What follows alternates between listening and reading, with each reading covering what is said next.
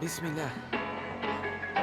From the bottom of the metropolitan to the home of the Ottomans, the globe is my Ottomans. Holds up on every part of it. I ain't drop a dollar on my doctorate. I probably got a scholarship.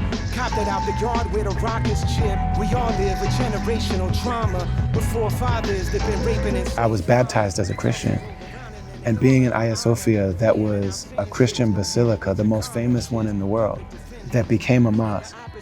And then now, for the last 5 years, has become an active mosque again, so that I can come and pray in this place. It's a very powerful feeling because it feels like my own history of my family and my country are very connected to Ayasofya. My beta 58, got a rubber Glock grip, my ops are popping. Gotta admit I'm not My name is Brother Ali. I'm a hip hop artist from the United States, and I've been living in Istanbul for 4 years with my family.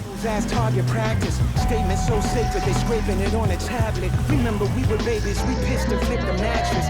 Never mind the elite seats that I sit in. Believe me, these jeans still smell like fried chicken. If you're mumbling when you're I was raised in a Christian family, and I had questions about the religion, but I always loved God, and I always felt like I knew God, and I could always talk directly to God.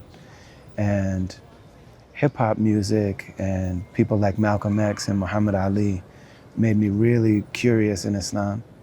And so when I read Malcolm X's autobiography, the entire time I read his story, it's like, I want to be whatever this man is. And so in my heart, I said, I want to be a Muslim.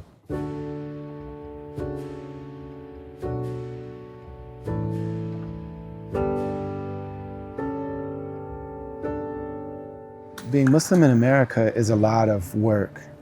It's almost like you have to be your own imam. You have to really try hard to learn your religion. Whereas raising our 2 younger children here in Turkey, Islam is like this big, beautiful thing that loves them. And the culture here for educating children is really the best in the world. I think that this is the best Muslim country for women and for children, and for people that love art and beauty, and for there just to be an environment of beauty. The whole Muslim world used to have that, and a lot of it was lost during colonialism. But because Turkey was never colonized, it was never lost here.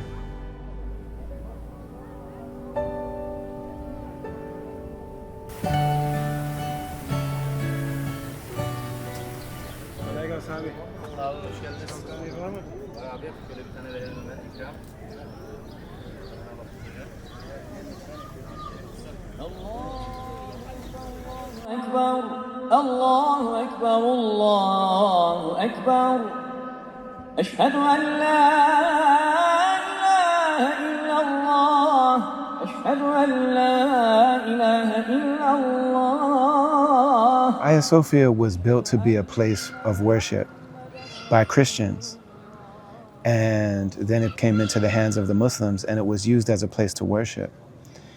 So the idea of it being a museum, for believers, it feels like belief and worship seems like a thing of history. But for believers, it's very much a living reality in our lives. So to be able to worship here is connected to worshipers all over the world. When I visit beautiful buildings that were created to be churches in Europe or in America, it's sad to me if they're not that anymore. And especially for Ayasofya to be an open Jami again, an open mosque again. It's very powerful because for us, our belief and our worship isn't a historical thing. It's very much something that's in every single moment of our lives. And so our hearts are alive with worship, our hearts are alive with remembrance. And for the place like this to be alive with worship, everybody can come here. And the mosaics and things from the Christian era, they're still here. People can still see them. And Ayasofya is open for everybody all the time, except for during prayers. When it's time for the 5 daily prayers, the Muslims come in here and we worship in the way that Muslims worship. But it's open for anybody to come and see it. But now it's alive also for the people who are brought to life with remembering and worshiping God.